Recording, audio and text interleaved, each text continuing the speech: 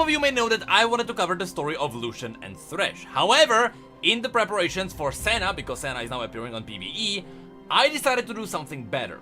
Wait, it's going to be Halloween, right? 10 seconds later. I don't feel safe. Back to the normal head. 10 seconds later. Either way, the plan is different now. Instead of me covering the full story of Thresh and Lucian separately, because they are integrated into the story of Senna, I will do the entire story of all three of them in Senna's video. But because she already appeared on PvE and because SkinSpotlights is quite a madman, he managed to already release the interactions of Senna. And because a lot of you requested that I should have a look at the voice of Senna, we can have a look at the interactions, because the interactions are pretty much just a better version of the voice, because it is filtered to all the interesting bits. Now don't worry, I know that reacting is quite a lazy content. I don't really like doing this unless there is something interesting, because I feel like I'm stealing views from the person that I'm actually reacting to. But at least I can guarantee you that the time I am saving here I am actually using towards something really good. So the next video will probably be Rift news, because you might know there's already a billion things to talk about. But after that, I'll release a massive lore bomb. So, as always with all of these reactions, we wouldn't be able to do this without SkinSpotlights. And because I already hate myself for using their content, here's a little recreation of my appreciation using modern technology.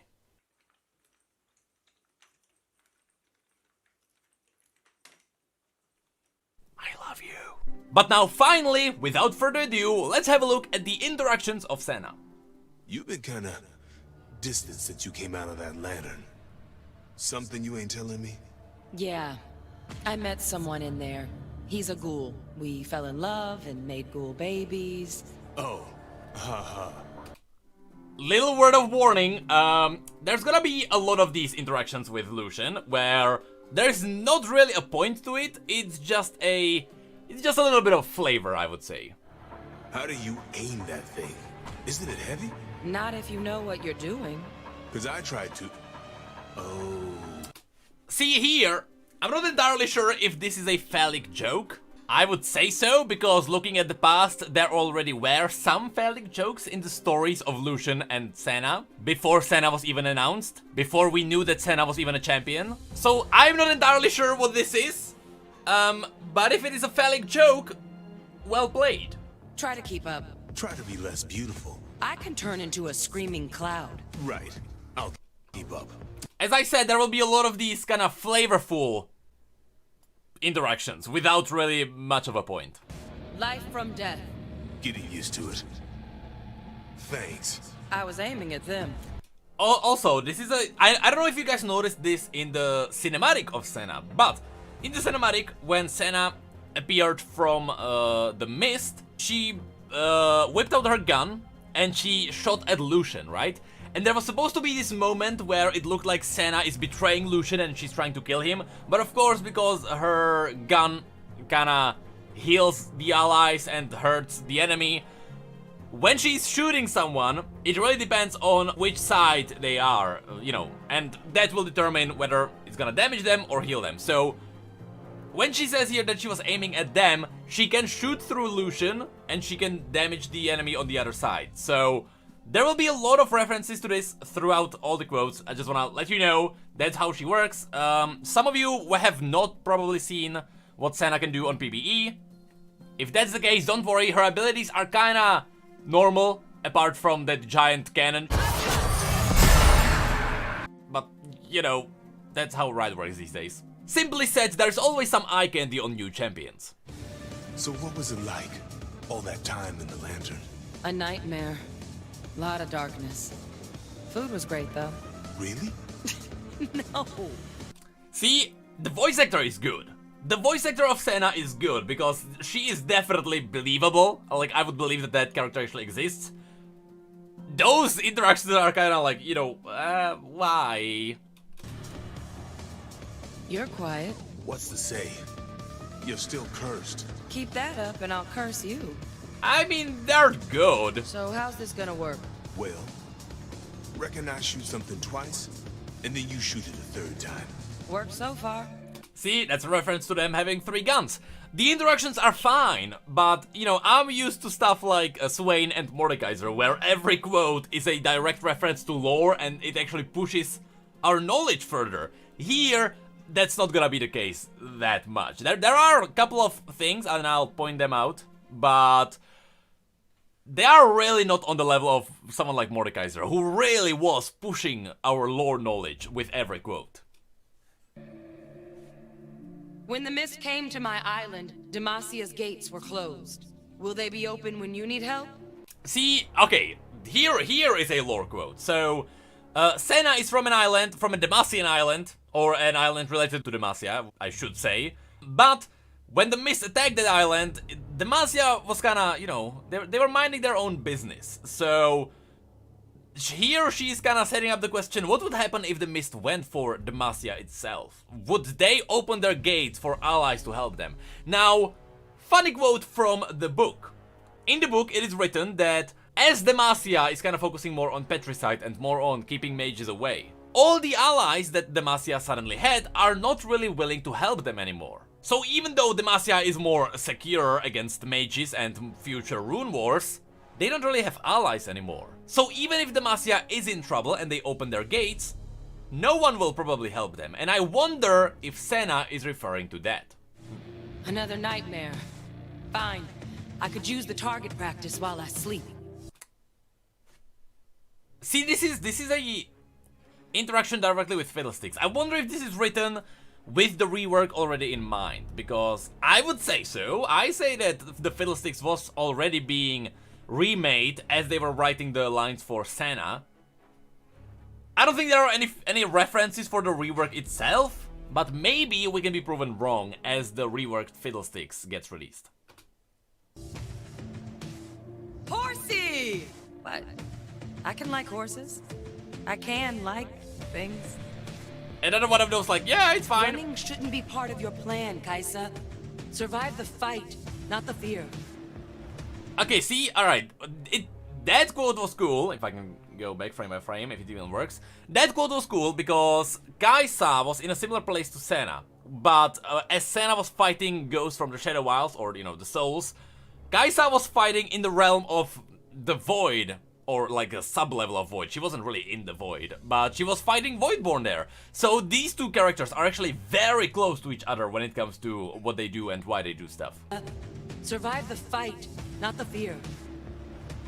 Only Kaisa was really trying to survive and run away, which Senna did as well at the beginning, and she will have a reference to it as well.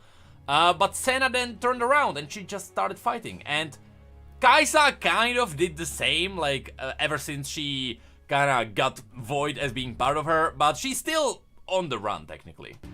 You saved me, Lucian. We saved each other.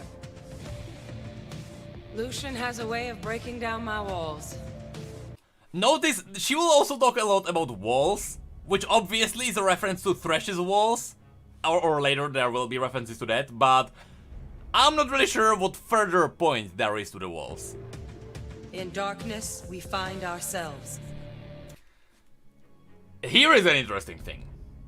See, every time there is an interaction, it is marked as either a specific champion or kind of a champion. Here, there is Lunari. Now, interesting fact, Diana is the only Lunari we have, because even someone like Zoe isn't technically Lunari. She was a member of that order in her life, I believe, unless I'm wrong. I don't think I am. But now she's not tagged as Lunari. She's a separate celestial kind of aspect, kind of a thing. So seeing Lunari there instantly brought my attention back to the roadmap. And during the roadmap, if you've seen our last video, you know that there was a teaser for a Lunari champion.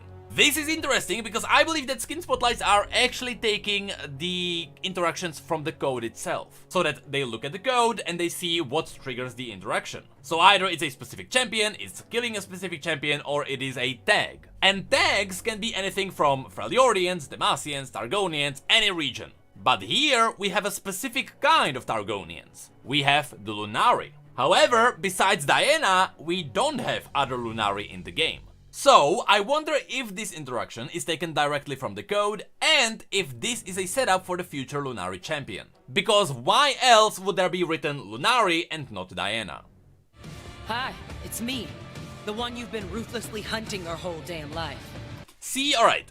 Here I'll play all the Shadow Isles champion interactions because, you know, they are semi-interesting, but Note that Mordekaiser, while being from the Shadow Isles, as in that's where he's kind of bound right now, that's not really where he is. He's still in like his own Mitnaraknun, I believe is the name of the realm. That's his death realm. He has influence on the magic of the Shadow Isles, but Mordekaiser himself isn't really a Shadow Isles champion. So even though you have these interactions with Shadow Isles champions, they don't really fit Mordekaiser's character. Because Mordekaiser doesn't care about individuals, he would just turn them into bricks and make them into a castle. And he's all about world domination. So as we go through these quotes, notice that they don't really fit Mordekaiser. But if you imagine someone like Hecarim or Thresh there, suddenly they all make sense. Left one alive. Bad habit. Have I suffered enough yet? Or do you need me to be a corpse? I could free you, but those you've made suffer come first. Mordekaiser wouldn't even care about being freed, that was my point. Lucian may think you're the enemy, but to me, Thresh, you're only in the way. See, that's actually a super cool thing in the story right now, because Thresh doesn't even care about Senna and Lucian. He's just having fun tormenting him, but you know, since Senna is gone now, Thresh doesn't care. Why would he care? He has so many other souls. To Thresh, Senna was just another soul. And I believe that Senna is looking at Thresh the exact same way. Vayne, you can aim for my heart when you find your own. Of course, that's a reference to the fact that, Vayne is really a cold-hearted killer. Like, she is a true Demacian, let's just say that. She doesn't care what's happening with magic or black magic or shamanism, everyone's dead to her. If you've got a problem with me, make it 2. 1 for each barrel. We can probably just skip through these are gonna be random encounters with any champions at all. Also, if you see a fly randomly fly around the camera, that's because I have flies in the room. I can't get rid of them. Help. The mist knows my name. It howled it for years. But it was only asking for help.